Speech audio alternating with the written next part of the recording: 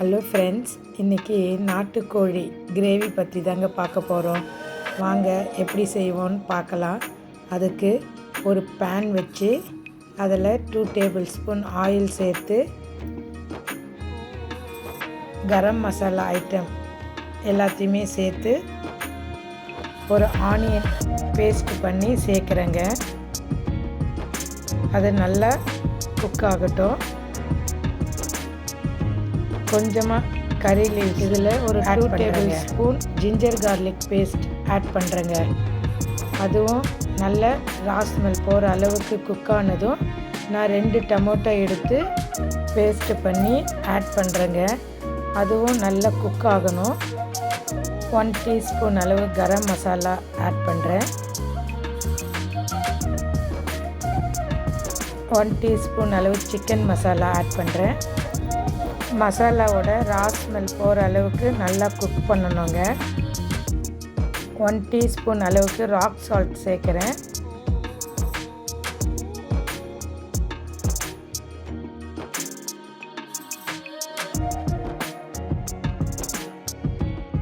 One teaspoon அளவுக்கு red chilli powder add பண்ணுறேங்க.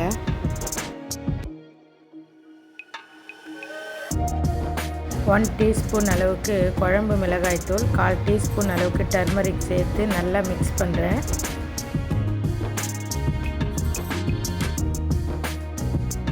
ஒரு 3/4 kg அளவுக்கு நான் நாட்டுக்கோழி சேர்க்குறேங்க.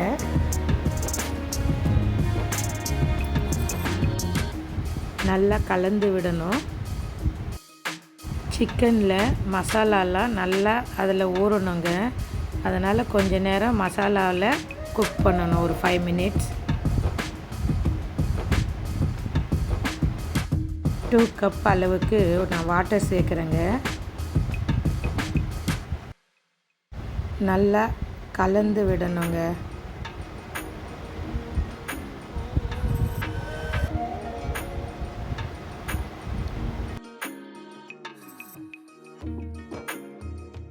ஒரு 5 மினிட்ஸ் நல்லா குக் ஆகட்டுங்க. ஒரு 7 முந்திரி எடுத்து நான் தண்ணியில் ஊற வச்சு அதை பேஸ்ட்டாக அரைக்க போகிறேங்க. நல்லா குக் ஆகிட்டே இருக்குது. இதில் நான் ஒரு பொட்டேட்டோவை கட் பண்ணி ஆட் பண்ணுறேன்.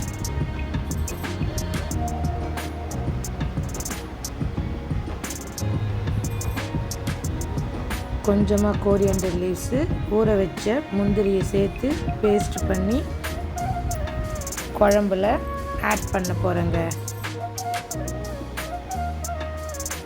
நான் தேங்காய் பாலுக்கு பதிலாக கேஷ்யூ பேஸ்ட்டு தான் ஆட் பண்ணுறேன். குழம்பு நல்ல டேஸ்ட்டாக ருசியாக இருக்குங்க.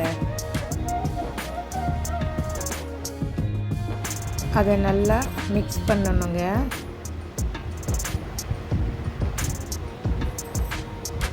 ஒரு 5 மினிட்ஸ் நல்லா கொதிக்கட்டும்.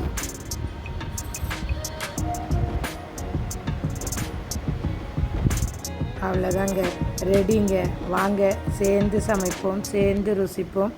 நன்றி நண்பர்களே.